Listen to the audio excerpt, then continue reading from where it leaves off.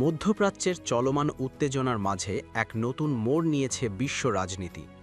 যুক্তরাষ্ট্রের president Donald Trump এখন যেন এক জটিল কূটনৈতিক পরীক্ষার সামনে দাঁড়িয়ে আছেন, যেখানে প্রতিটি সিদ্ধান্তের প্রভাব পড়তে পারে পুরো বিশ্বের উপর। ইরানের পক্ষ থেকে দেওয়া ১০ দফা প্রস্তাব এখন আন্তর্জাতিক অঙ্গনে আলোচনার কেন্দ্রবিন্দুতে।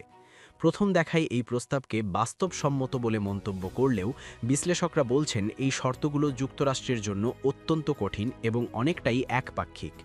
এই প্রস্তাবের সবচেয়ে গুরুত্বপূর্ণ দিক হল ইরানের উপর আরোপিত সব ধরনের অর্থনৈতিক নিষেধাজ্ঞা তুলে নিতে হবে।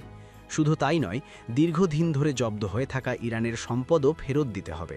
অর্থাৎ ওয়াশিংটনের অর্থনৈতিক চাপ পুরোপুরি প্রত্যাহারের দাবি জানানো হয়েছে। দ্বিতীয় বড় শর্তটি আরও বেশি কৌশলগত গুরুত্ব বহন করে। স্ট্রেট অফ হরমুজ, যা বিশ্বের অন্যতম গুরুত্বপূর্ণ তেল পরিবহন পথ, তার উপর পূর্ণ নিয়ন্ত্রণ রাখতে চায় তেহরান। উল্লেখযোগ্য বিষয় হল বিশ্বের মোট জ্বালানি তেলের প্রায় ২০% এই প্রণালী দিয়ে পরিবাহিত হয়। ফলে এই অঞ্চলের নিয়ন্ত্রণ পরিবর্তন হলে বৈশ্বিক অর্থনীতিতে বড় ধরনের প্রভাব পড়তে পারে। এর পাশাপাশি ইরান দাবি করেছে মধ্যপ্রাচ্য থেকে সব মার্কিন সেনা প্রত্যাহার করতে হবে। যদি এমনটা ঘটে তাহলে পুরো অঞ্চলের সামরিক ও রাজনৈতিক ভারসাম্যই বদলে যেতে পারে। এছাড়া ইরান ও তার মিত্রদের বিরুদ্ধে সব ধরনের সামরিক অভিযান বন্ধ করা এবং এই চুক্তিকে আন্তর্জাতিকভাবে বাধ্যতামূলক করতে জাতিসংঘ নিরাপত্তা পরিষদে অনুমোদনের কথাও বলা হয়েছে। এই প্রস্তাব নিয়ে ইতোমধ্যেই তীব্র প্রতিক্রিয়া দেখা দিয়েছে যুক্তরাষ্ট্রের ভেতরেই।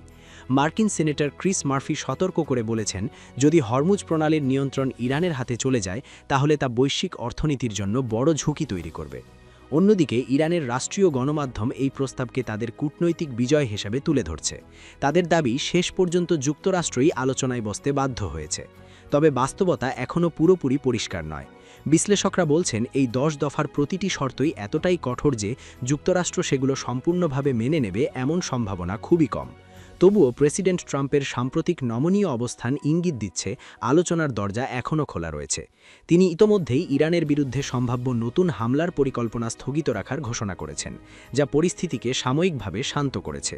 এখন আন্তর্জাতিক নজর রয়েছে পাকিস্তানের রাজধানী ইসলামাবাদে অনুষ্ঠিত হতে যাওয়া গুরুত্বপূর্ণ বৈঠকে। আগামী ১০ এপ্রিলের এই বৈঠকে নির্ধারিত হতে পারে এই ১০ দফা প্রস্তাব সত্যিই শান্তির পথ খুলবে নাকি নতুন করে সংঘাতের আগুন আরও বাড়াবে। বিশ্ব এখন অপেক্ষায়, কূটনীতি জিতবে নাকি আবারও উত্তপ্ত হয়ে উঠবে মধ্যপ্রাচ্য।